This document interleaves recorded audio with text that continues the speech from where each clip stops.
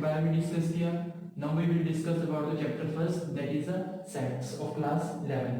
Sets के बारे में डिस्कस करेंगे जो क्लास 11 का फर्स्ट चैप्टर है, और ये चैप्टर मोस्ट इंपोर्टेंट है, बहुत अच्छा चैप्टर है, और ये चैप्टर 12th क्लास में फर्स्ट चैप्टर रिलेशन फंक्शन उसके अंदर भी यूज होता है।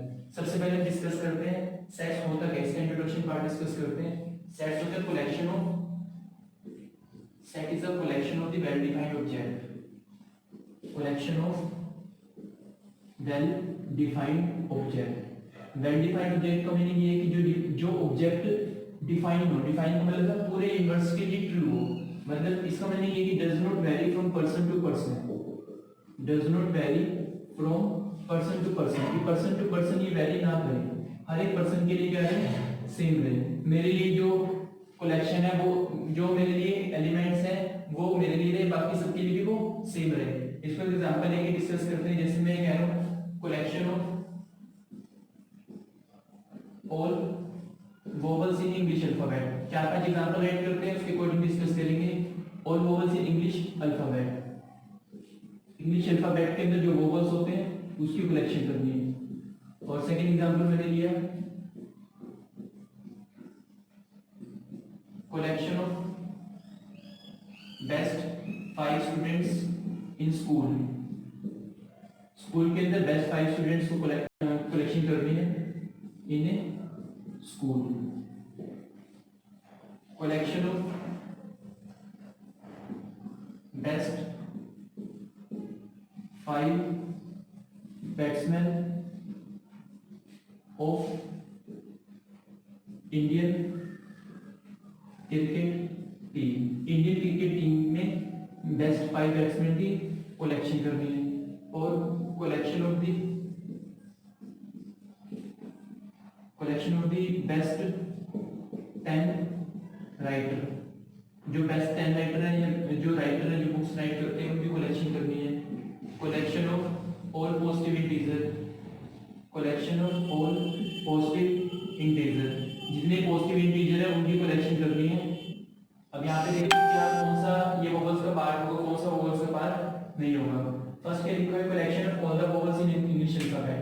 इंग्लिश अल्फाबेट के अंदर जितने भी वोवल्स होते हैं, कौन कौन से वोवल्स होते हैं, राइट करते हैं ए ई आई ओ यू, ये वोवल्स हैं। अब मैं किसी पर्सन से पूछ रहा हूँ कि वोवल्स क्या होते हैं, मान लो मैंने कहा कि ए ई आई ओ यू है, कि सेकंड पर्सन से पूछे, थर्ड पर्सन से पूछे, जिससे मर्जी मैंने पूरे वर्ड के अंदर पूछा, हर एक पर्सन ये वोवल्स बताएगा। इट मींस ये चीज पूरे यूनिवर्स के लिए वेल डिफाइंड है। वेल डिफाइंड का मीनिंग है पूरे यूनिवर्स के लिए सेम है, पर्सन टू पर्सन वेरी नहीं कर रही, मतलब पूरे यूनिवर्स के लिए सेम है, फिक्स है कि इतने ही वोवल्स होंगे, बाकी इसके अलावा वोवल्स नहीं होंगे। तो इट मींस ये किसका पार्ट हुआ, सेट का पार्ट हुआ। क्लियर। मान लो मैं क्या, जैसे और एग्जांपल डिस्कस करते हैं, collection of the best 5 student in the school. हो सकता है कि किसी टीचर के लिए बेस्ट 5 स्टूडेंट अलग हो, किसी और टीचर के लिए अलग हो, इंग्लिश वाले टीचर्स के लिए अलग हो बेस्ट 5 स्टूडेंट, और हिंदी वाले टीचर्स के लिए अलग हो, साइंस वाले टीचर्स के लिए अलग हो। हो सकता है कि जितने भी स्कूल के अंदर टीचर्स हैं उन टीचर्स के according best 5 student particular class के अकॉर्डिंग अलग अलग हो। ऐसा तो हो सकता है कि सारे टीचर्स के अकॉर्डिंग बेस्ट 5 स्टूडेंट सबके लिए सेम होंगे, हर एक बेस्ट 5 स्टूडेंट्स हर टीचर्स के लिए क्या होंगे, अलग अलग होंगे। तो ये क्या है, सेट्स नहीं है, क्योंकि पर्सन टू पर्सन वेरी कर रहा है। हो सकता है कि किसी टीचर के लिए अलग हो, दूसरे टीचर के लिए अलग हो, ये पर्सन टू पर्सन वेरी कर रहे हैं, इसलिए सेट का पार्ट नहीं है। उसके बाद collection of 5 batsman of best 5 batsman of Indian cricket team, Indian cricket team के अंदर जो 5 बैट्समैन है उनकी कलेक्शन करनी है। हो सकता है कि मेरे अकॉर्डिंग अलग हो, किसी और के लिए अकॉर्डिंग अलग हो, पर्सन टू पर्सन ये भी वेरी कर रहा है। हो सकता है कि सेकंड पर्सन के लिए अलग हो, मेरे लिए अलग हो, तो ये पर्सन टू पर्सन वेरी कर रहे हैं, इसलिए सेट का पार्ट नहीं है। Collection of the best 10 writer, जो बेस्ट 10 राइटर है, जो राइटर है मतलब बुक्स राइट करते हैं, ये सेट का पार्ट होगा या नहीं होगा, ये भी नहीं होगा। हो सकता है कि मेरे लिए बेस्ट 10 राइटर अलग हो, किसी और के लिए अलग हो, पर्सन टू पर्सन ये भी क्या कर रहा है, वेरी कर रहा है, इसलिए सेट का पार्ट नहीं होगा। और उसके बाद है collection of all positive integer, सारे के सारे पॉजिटिव इंटीजर की कलेक्शन 1 2 3 अप टू इंफिनिटी तक। तो ये क्या होगा, हर एक पर्सन के लिए क्या होगा, सेम होगा, इसलिए सेट का पार्ट होगा। मतलब सेट्स के अंदर क्या होगा, कलेक्शन करनी है उन ऑब्जेक्ट्स की जो पर्सन टू पर्सन वेरी नहीं करे, मतलब हर एक पर्सन के लिए क्या रहेंगे, वो सेम रहेंगे। क्लियर। अब इसके अंदर मैंने यहाँ पे कुछ ब्रैकेट्स लगाई, ब्रेसेस लगाई है, कॉमा लगाया है, क्या इसका मीनिंग है देखते हैं। कुछ इसके पॉइंट है the element of a sets are represented in small letters। ये जो सेट्स के अंदर एलिमेंट होते हैं उसको हमेशा स्मॉल लेटर्स में रिप्रेजेंट करते हैं। और उसके बाद the sets the elements of a sets are enclosed in braces. किसके अंदर होते हैं वो? ब्रेसिस के अंदर। ब्रेसिस का मीनिंग ब्रैकेट के अंदर उसको राइट करते हैं। ये मैंने ब्रेसिस राइट किया, इसको बोलते हैं कर्ली ब्रैकेट। उसके बाद और हमने यहाँ पे क्या क्या इसको मैं ऐसे लिख सकता हूँ, पूरे सेट के ए है। The set is always represented in capital letters. ये जो सेट्स होता है, सेट को एक खुद हम एक कैपिटल लेटर में रिप्रेजेंट करते हैं, बट उसके अंदर के एलिमेंट को हमेशा स्मॉल लेटर्स में रिप्रेजेंट करते हैं। और सेट को हमेशा किसके अंदर राइट करते हैं? ब्रेसिस के अंदर। ब्रेसिस का मीनिंग कर्ली ब्रैकेट के अंदर। ये कुछ सेट्स के बारे में था। इसके बाद हम डिस्कस करेंगे सेट्स के type. Okay, now we will discuss about the type of sets. Type of set के बारे में डिस्कस करेंगे। देखते हैं टाइप ऑफ सेट में क्या आएगा। Type of sets, two type के सेट्स होते हैं। फर्स्ट होता है रोस्टर फॉर्म और सेकंड होता है set builder form. Set builder form का मीनिंग ये है जिसको हम स्टेटमेंट के फॉर्म में राइट कर सकते हैं, जिसको हम स्टेटमेंट के फॉर्म में राइट कर सकते हैं। और रोस्टर फॉर्म को हम बोलते हैं टेबुलर फॉर्म। टेबुलर फॉर्म में क्या आएगा? All the elements of set, all the elements of set, set के अंदर जितने भी एलिमेंट्स होंगे, all the element of sets are written in braces. उसको किस में राइट करते हैं?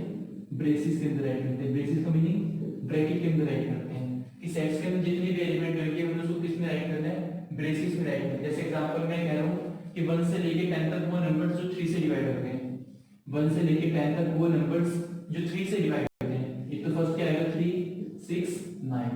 तो हम इसको बोलते हैं दैट इज रोस्टर फॉर्म। मैंने भी क्या बोला कि 1 से लेके 10 तक वो नंबर जो 3 से डिवाइड होते हैं, तो उसको बोलते हैं सेट बिल्डर फॉर्म। मैंने एक पूरी स्टेटमेंट बोली, और स्टेटमेंट बोलने का क्या मीनिंग है, इसको कैसे राइट कैसे करना है, इसका एक सिंटैक्स है, वो देख लेते हैं। सिंटैक्स में क्या आएगा? सबसे पहले ब्रेसिस आएगा, फिर सिंबल, वो सिंबल आएगा एक्स, उसके बाद सच दैट, या जिसको हम बोलते हैं दैट इज कोलन, उसके बाद आएगा कैरेक्टरिस्टिक्स प्रोपर्टिव एलिमेंट, फिर उसके बाद आएगा दैट इज ब्रेसिस। अब क्या मीनिंग है इस पूरी स्टेटमेंट का देखते हैं। सबसे पहले आएगा ब्रेसिस।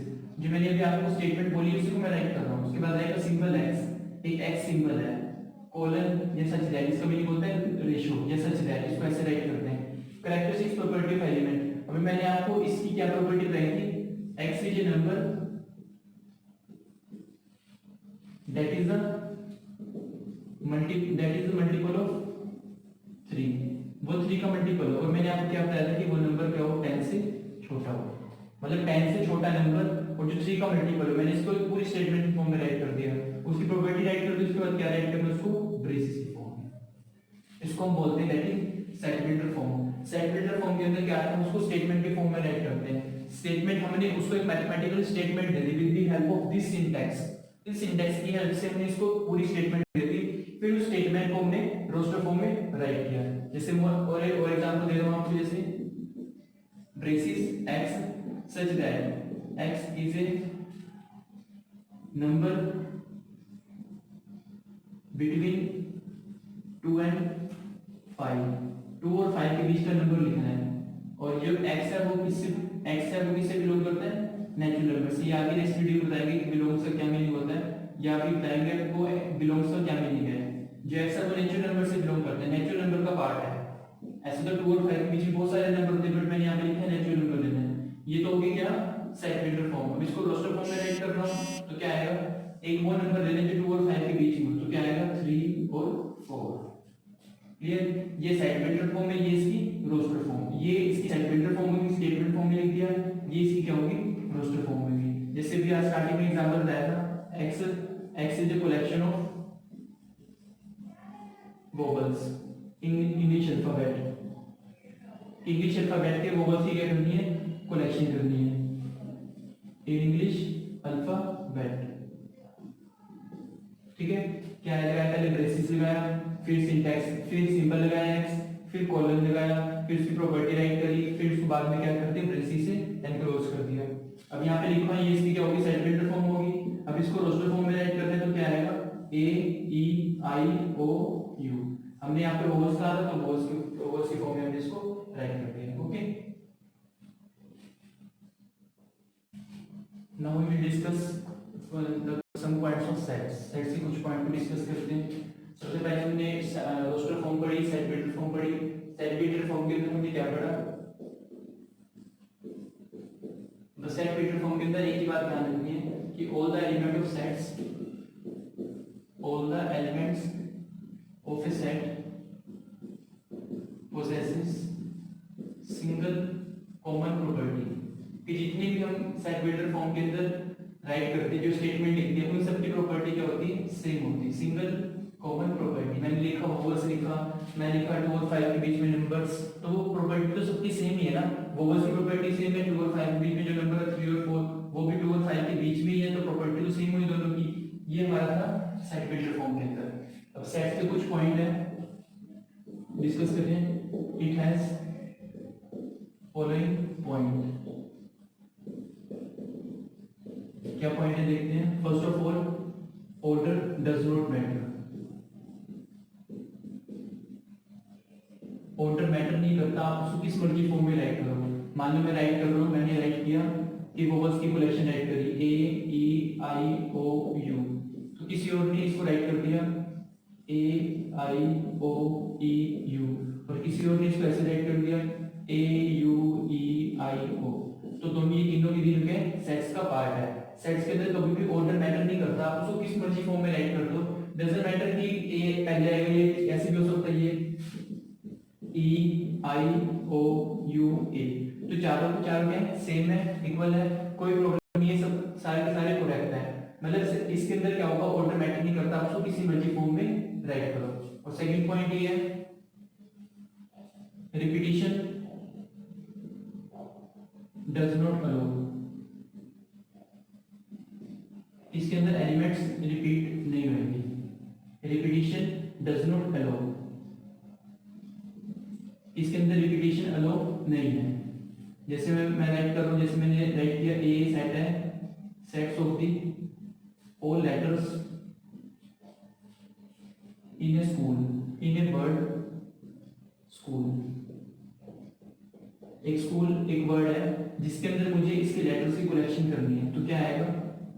अब इसके अंदर कौन कौन से लेटर है, S C H O L, ठीक है, यहाँ पे मैंने कैपिटल लेटर्स में राइट कर दिया, स्मॉल लेटर्स में आएगा ये क्या आएगा, एस सी, फिर आएगा एच, फिर आएगा ओ, फिर आएगा एल। मतलब यहाँ पे क्या है कि मैंने आपको क्या बताया कि रिपीटिशन अलाउ नहीं है। आप देख रहे हो कि इसके अंदर ओ 2 टाइम्स है, तो ओ क्या आएगा, सिर्फ और सिर्फ 1 टाइम आएगा, ओ कभी भी 2 टाइम्स नहीं आएगा। मतलब जो लेटर्स 2 टाइम है वो सिर्फ सिंगल टाइम आएगा। जैसे मान लो एक और एग्जांपल दे रहा हूं, बटर का एग्जांपल, बटर को मुझे राइट करना है B U T E R, butter को राइट करना है तो क्या आएगा, बी फिर यू फिर टी फिर ई फिर आर। ये किसका एग्जांपल हो गया, बटर का एग्जांपल हो गया। इसमें टी 2 टाइम था, इसलिए मैंने टी को 1 टाइम राइट किया। ऐसा नहीं कि टी इकट्ठे आ रहा है तब भी उसको मान लो टी यहाँ पे होता, मान लो टी यहाँ होता, तब भी क्या होता, टी 1 टाइम नहीं आता, फिर ये बी ना ऐसे होता। जैसे T U T T R हो गया, तो इसमें सिर्फ क्या आएगा, यू आएगा, फिर टी आएगा, फिर ई आएगा, फिर आर आएगा। क्लियर, क्योंकि टी 3 टाइम्स था तो इसको 1 टाइम्स राइट कर दिया। मतलब इसके कुछ ये पॉइंट्स हैं कि रिपीटिशन अलाउ नहीं होगी, और उसके बाद में ये पॉइंट है कि ऑर्डर इसके अंदर मैटर नहीं करता, उसको किसी मर्जी फॉर्म में राइट कर सकते हैं। और अब मैंने आपको बिलोंग्स वाला एग्जांपल बताया था, मान लो सेट है 1 2 3 4 5, तो मैं कह रहा हूं कि 3 इस ए सेट से बिलोंग करता है, क्योंकि 3 इसका पार्ट है। 3 इस एलिमेंट से, इस एलिमेंट मतलब इसके अंदर 3 एलिमेंट है, 5 भी एक एलिमेंट है, 6 भी एक एलिमेंट नहीं है तो C इसे बिलोंग नहीं करता, 7 एक एलिमेंट है इसे बिलोंग नहीं करता, 8 भी नहीं बिलोंग करता, 1 बिलोंग करता है। मतलब जो एलिमेंट इसे बिलोंग करते हैं तो बिलोंग्स का साइन आ जाएगा, जो एलिमेंट इसे बिलोंग नहीं करते तो डज नॉट बिलोंग्स का साइन आ जाएगा। आज हमने क्या पढ़ा, सेट्स के इंट्रोडक्शन पार्ट के बारे में पढ़ा। सेट्स में हमने पढ़ा कि collection of the well defined objects जो पर्सन टू पर्सन वैरी नहीं करती।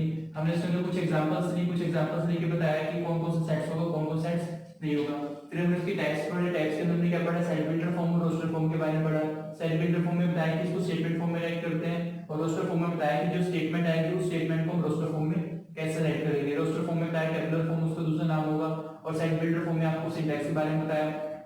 उसके बाद सेट्स के कुछ पॉइंट बताए, और सेट्स के पॉइंट में बताया कि ऑर्डर मैटर नहीं करता और रिपीटिशन भी अलो नहीं होगी। उसके बाद लास्ट में बताया कि कौन सा एलिमेंट उस सेट से बिलोंग करेगा या कौन सा एलिमेंट उस सेट से बिलोंग नहीं करेगा। Okay, thank you.